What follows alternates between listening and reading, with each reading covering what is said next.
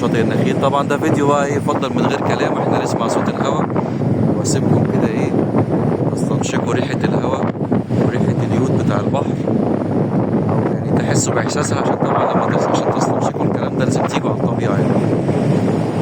احنا كده النهارده سادس يوم رمضان قبل المغرب. الشاطئ طبعا زي ما احنا شايفين ده شاطئ كبير قوي، شاطئ المدينة، شاطئ مساحته كبيرة جدا. عرض الشاطئ بتاعنا هنا في اكتوبر من اول اخر هناك لحد اخر نقطة الناحية التانية دي كده 2 كيلو. والعمق بتاعنا من اول اخر موجة هنا او اول موجة لحد السور هناك اكتر من 700 متر. بس ده كده شاطئ في اسكندرية.